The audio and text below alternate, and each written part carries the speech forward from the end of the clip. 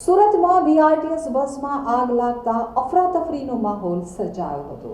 મળતી માહિતી પ્રમાણે 4:15 વાગ્યા આસપાસ બારડોલી સુરત રોડ ઉપર સારોલી નજીક આવેલી નિયોલ ચેકપોસ્ટ પાસે સુરત પાલિકાની બીઆરટીએસ બસમાં આગની ઘટના બની હતી। આ અંગે ફાયર વિભાગને જાણ કરવામાં આવતા પૂણા અને સરથાણા ફાયર સ્ટેશનની 2 જેટલી ગાડીઓ ઘટના સ્થળે પહોંચી ગઈ હતી। બસની આગ ઉપર પાણીનો મારો ચલાવી અને કાબુ મેળવવાનો પ્રયાસ શરૂ કરવામાં આવ્યો હતો। જો કે આગમાં બસ સંપૂર્ણપણે ખાક થઈ ગઈ હતી। ધુમાડાના ગોટે ગોટાથી વાહન ચાલકો થંભી ગયા હતા। સુરત બારડોલી મેઇન રોડ ઉપર બીઆરટીએસ બસમાં આગના પગલે રોડ ઉપર જ બસ સળગવા લાગી હતી। ગણતરીની મિનિટોમાં આગે સંપૂર્ણ બસને લપેટમાં લઈ લીધી હતી। તો આગને પગલે ધુમાડાના ગોટે ગોટાથી પસાર થતા વાહન ચાલકો થંભી ગયા હતા। આગના પગલે નજીકમાંથી ફાયર એક્સટિંગ્વિશર દ્વારા પણ લોકોએ આગ ઉપર કાબુ મેળવવાનો પ્રયાસ કર્યો હતો। જો કે આગ ઉપર કાબુ મેળવાયો ન હતો। આ સાથે જ ફાયર વિભાગને પણ જાણ કરી દેવામાં આવી હતી। ઇલેક્ટ્રિક બસમાં ટેકનિકલ ખામી હોવાથી મુસાફરોને બેસાડ્યા ન હતા।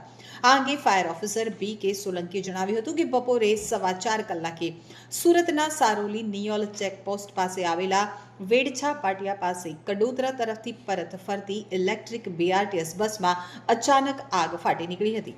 તો કડોદરા સ્ટેશન ઉપર મુસાફરોને ઉતારી પરત આવતી ઇલેક્ટ્રિક બસમાં ટેકનિકલ ખામી હોવાથી કોઈ પણ મુસાફરોને બેસાડવામાં આવ્યા ન હતા।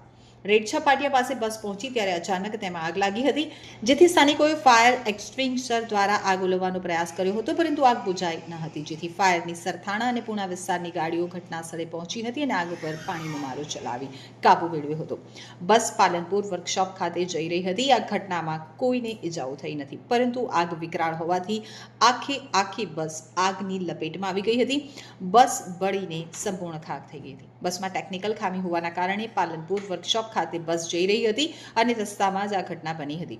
બસના ચાલકને કોઈ પણ ઈજાઓ ન પહોંચતા સૌ કોઈએ રાહતનો શ્વાસ લીધો હતો। अंदाजित 4:15 बजे फायर कंट्रोल से कॉल मिला, सिटी बस में फायर हुआ है नियर चेक पोस्ट पे। हम इमीडिएट पूना फायर स्टेशन और सरथाड़ा फायर स्टेशन दोनों गाड़ी निकल आया और आके देखा तो पूरी बस जल रही थी।